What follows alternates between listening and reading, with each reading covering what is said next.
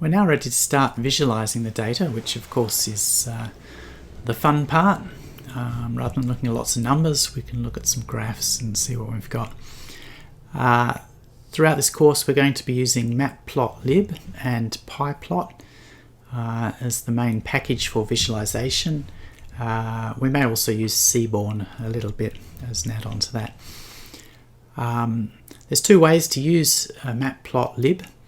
There's a section in Van der Plas chapter 4, the start of that chapter talks a little bit about that, the MATLAB style, as I call it, or pyplot, and an object-oriented style, so you can read a bit more about that.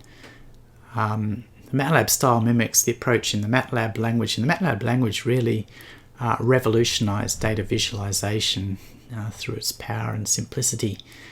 Before that, you had to do an awful lot of work in order to visualize data, produce plots and things. You basically had to draw them yourself rather than calling the routines. The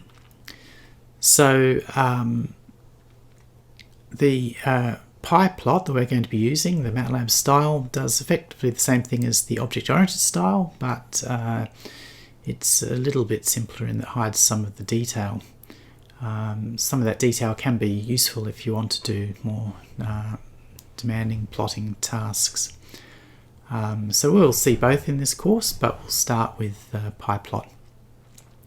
So the first thing we need to do is import the package, and we'll import that with an alias. We're going to import matplotlib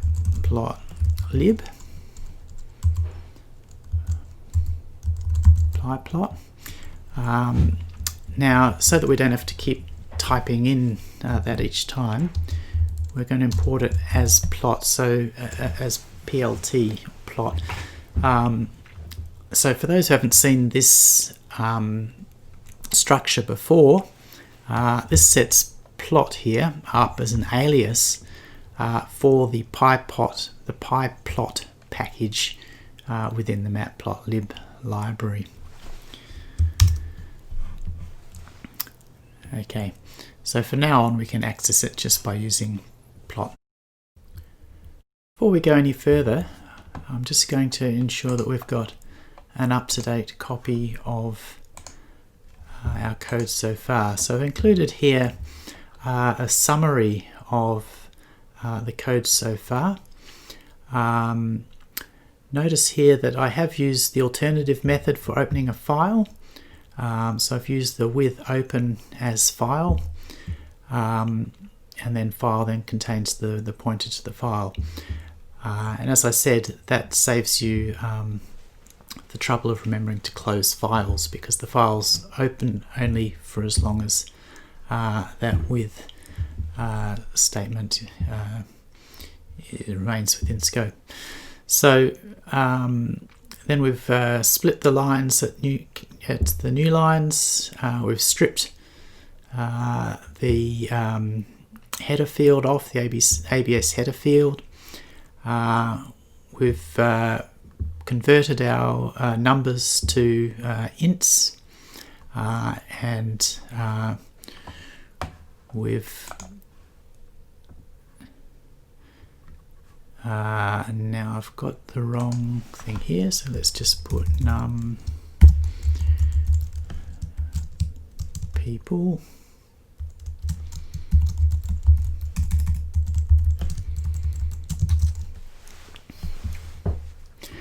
Okay, so now we can go ahead and start some plotting, and pyplot lets us do that very quickly, as we've said. So let's say that we want to do a bar plot. We're going to have plot the number of people against the various categories or headings. So on the x-axis we're going to have our headings. On the y-axis we're going to have our number of people. Okay, and so that sets up the canvas as an object, if you like, with the plot on it, and then we just need to show that object to take a look at it.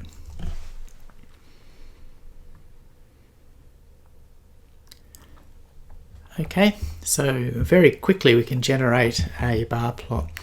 It's not a particularly useful bar plot, partly because some of the bars are so much higher than the others that they swamp them, and also partly because obviously our categories on the x-axis are all merged together here.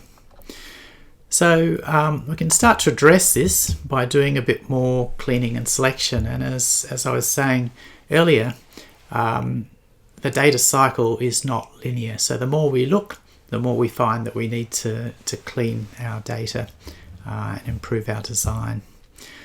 So let's have a look again at the metadata. So the metadata, remember, was provided to us as an Excel spreadsheet. And if we go down to data pack 59, oops, which is at the bottom here,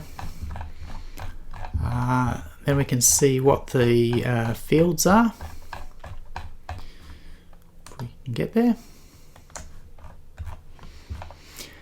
Okay, so first thing you might notice here is that at the end we've got these sort of global totals. Now they're useful for the person who's storing the data to do sort of checksums or to do checks against the totals to make sure everything adds up, but they're not of interest to us because we're trying to find out, compare the different categories. So the first thing we might do is take those off. If we go back to our notebook, okay, we want to remove the last three items off the end. So remember, the last three items we can get from -3 to the end. Okay, and they're the totals that we're going to remove. So the ones that we want left are headings up until, not including -3, and num people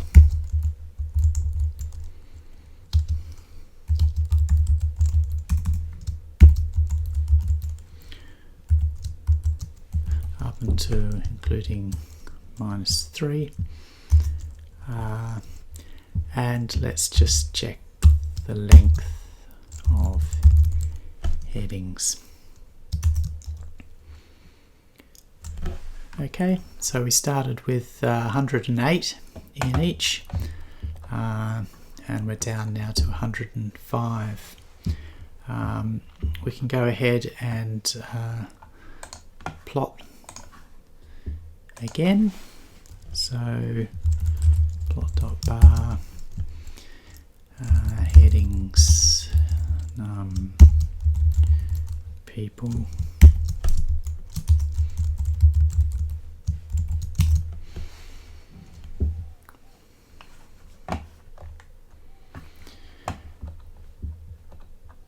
Okay, the next thing that we might have noticed from the spreadsheet, so for each method of travel to work, the ABS have included three different numbers. So the number for males, the number for females, and the number for people. Why they've split it on sex, I don't know. But we only need this one, the total number of people. So that means we need every third entry. So we want this one, then we want this one, and then we want this one. So how can we get out every third entry? Well, if we look at headings, for example, the slice notation allows us to start at so the third one, so 0, 1, 2, okay, and go to the end, but it also allows us to set a step number or a skip number, 3. So that will give us, as you can see, all the ones ending in P, so every third entry. Now we could do this each time, but we can actually define a slice object. So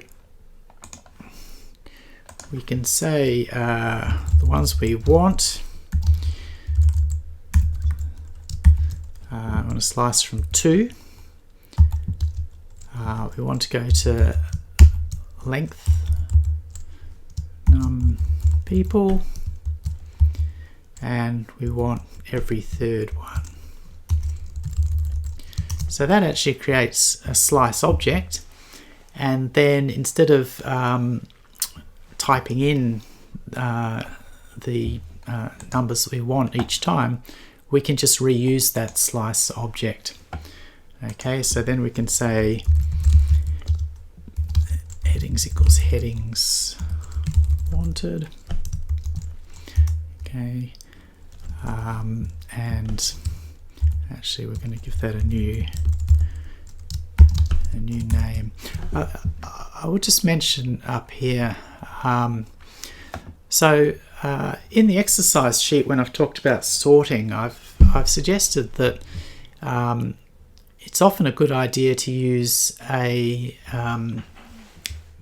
method that returns a new copy in place of a method that alters the structure in place.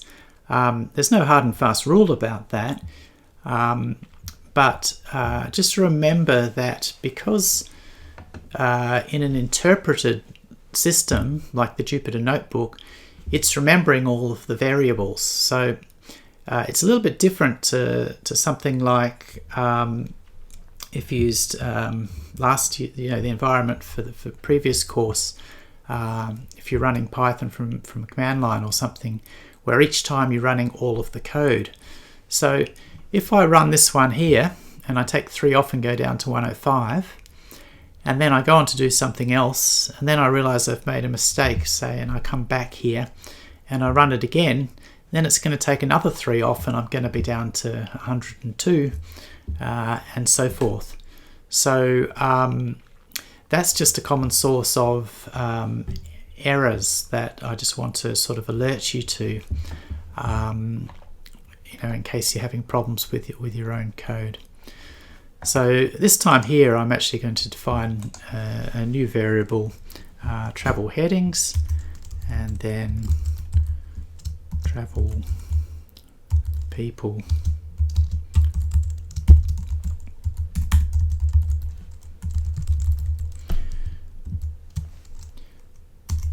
Okay, and let's print out the length of those, check what we've got.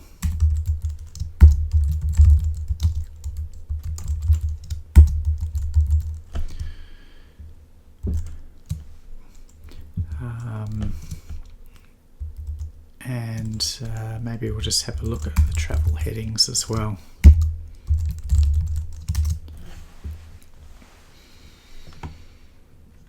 Okay, so missed out some arguments here.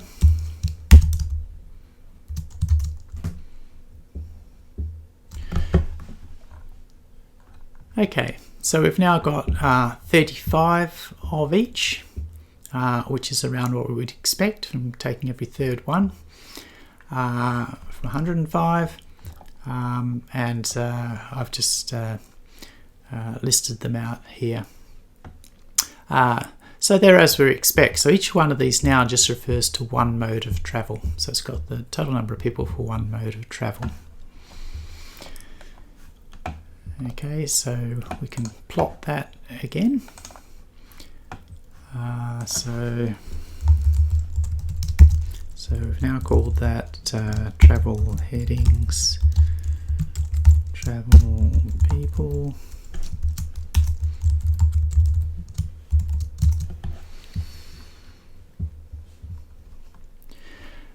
Okay, so it's a bit less crowded now.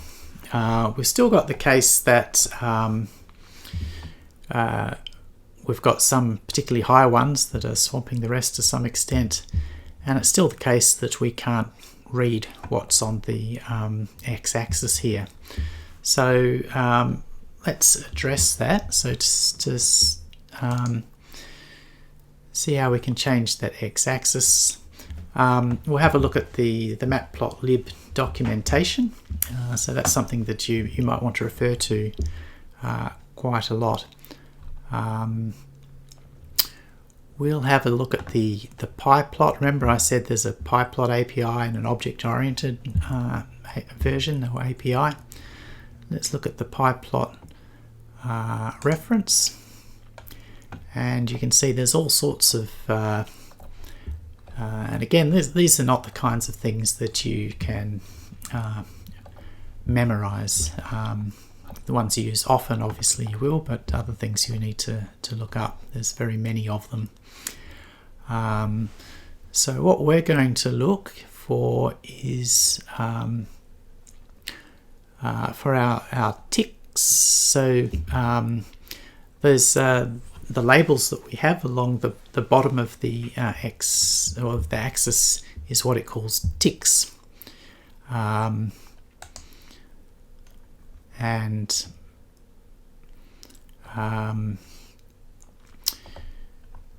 if we have a look here, we can find label rotation.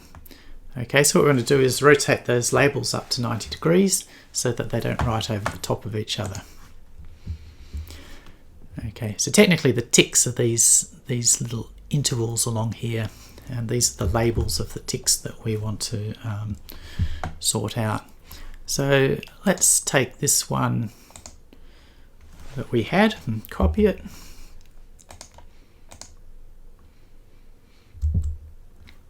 We'll paste it in here, and we'll say plot.tick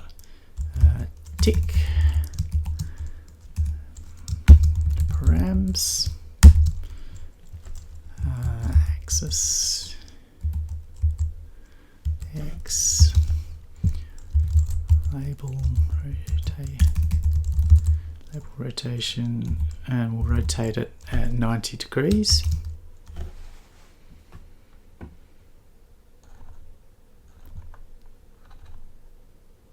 Okay, and again, I've got a problem with my quotes. Okay, so we've turned all these at 90 degrees. So we're making progress. We can see where they all are there. Now, we might also want to change the size of that figure, and we can do that by accessing the underlying figure, and we can set fig size equals let's say, unfortunately it's in inches, 9 inches by 4 inches.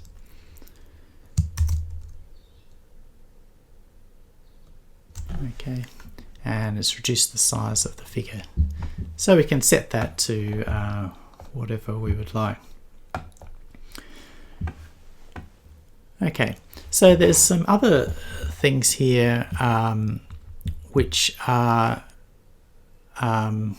we don't need, which are these totals. I might just make that a bit bigger so we can see it a bit better.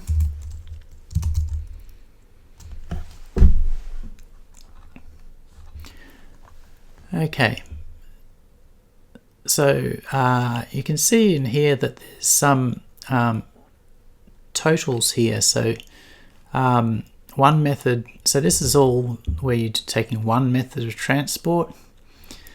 Okay, and then this is the total for one method of transport. We've got the total for 2 methods of transport, and the total for 3 methods, total for 2 methods and 3 methods, and so forth. So we want to get those out. So how can we get those out of the list efficiently? So one way we could do that is by looking up the indices, and we'll actually make use of this in the labs. So I'll call that IX, So if we go to travel headings, we'll use the index method, and then one method total one method p. Okay, so that's like the find method. It returns the index that it finds of that string. Okay. Now again, there's more than one way we can delete it. One way we can do it is we can treat our list as a data structure and pop out of the list the number at that position.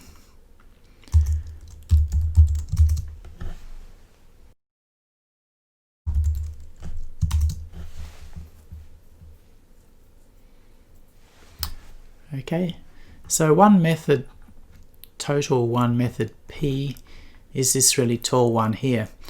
So by taking out some of these accumulated ones, that means they won't swamp the other ones quite as much. So that's a useful thing to do.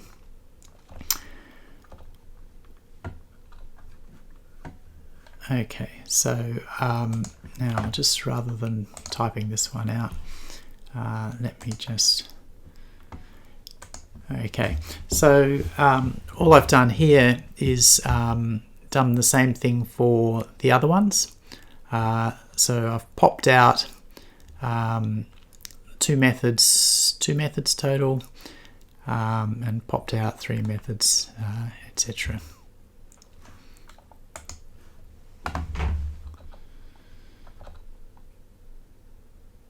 Okay, so after removing those 3, we've got 32 left.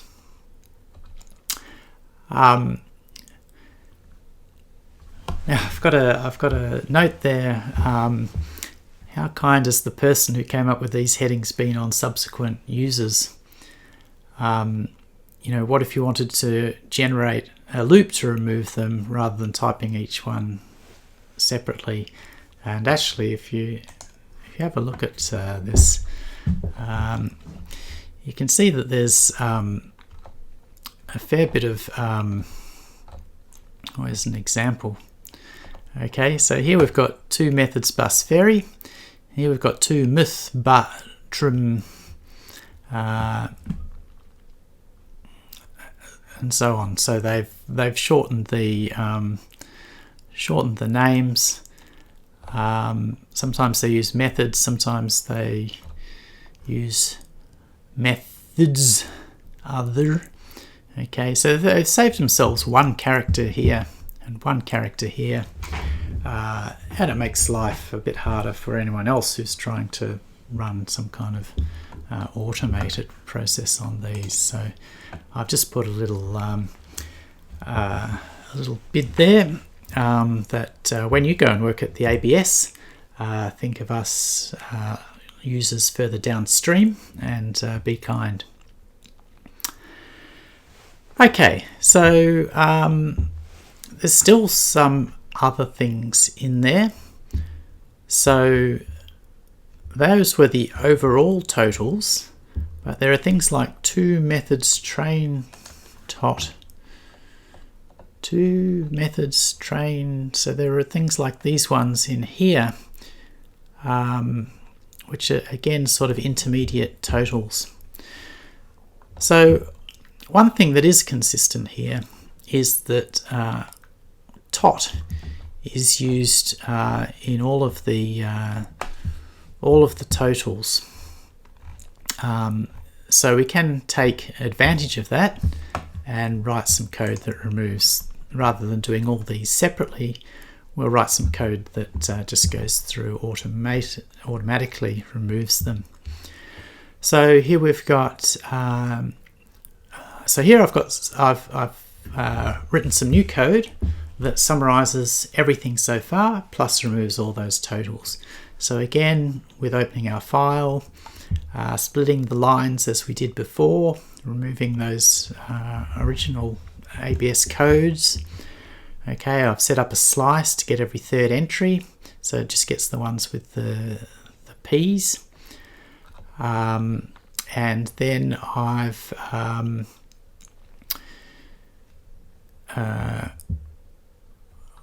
got my my new variables. I've gone through the headings. I've had a look to see whether TOT is within those headings or not. And if it's not in the heading, then I'm going to include it. Okay, so it's not in the heading, then I want to include it. I'm going to do the integer conversion that we did before. We were already doing a loop here, so there's no point doing a separate loop up here. We can just do that as we go here. And the other thing I'm going to do, if you remember, we took out the ones with underscore M and underscore F, and so this underscore P is meaningless now. So at the same time, I'm going to take those off, and then I'm going to print them out. Okay, so this is what we've left with now. So we've taken out a lot of that junk, and we've still got some pretty crazy looking headings like this, but we've taken all that junk out. We've taken the P's off. We've got these as integers. So now we've got everything that we need, we can try plotting it again. Okay, and we end up with this one here. Now, if you remember, we took out the tallest one, which was the cumulative totals that swamped the rest a bit. We can't do the same here because this is actually one of our values that we're interested in. So this is one method, car as driver, and it may not surprise you to see that that is the vast majority of the way that people get to work is in a driver, one person, one driver car. And I guess that says a lot about our transport system in Australia. Some big European cities, for example, you'd see quite a different distribution.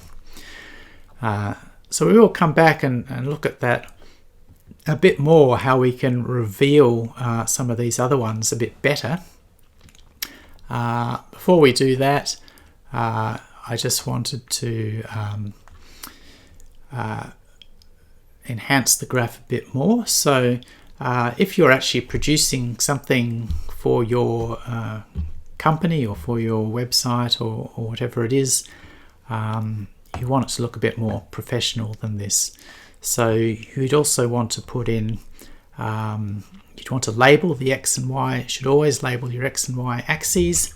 And also we're going to include a title for the plot. So let me just run that one. Okay, so now we've labeled the axes. We've got a title for the plot. And the other thing I've done here is I've saved it to a file. I've saved it in the format, in the PNG format. And so if I go to the files, now where did I save it? I think I saved it under data file. So under data file is this one here. So this is okay. So that's the figure we've produced. Very useful, not just for this course, but any other courses you're doing where you want to produce a report or something. You've now got a very efficient way of producing figures that you, well, I prefer that way than trying to get Excel to do it, for example. So how does it know what to save, what format to save it in? Well, it gets the hint from the file name extension here, and there's quite a few different sorts that are available. So from PDF through to PNGs, JPEGs, vector graphics, and so forth. Okay, so that's bar plots, and we're next going to have a look at pie charts.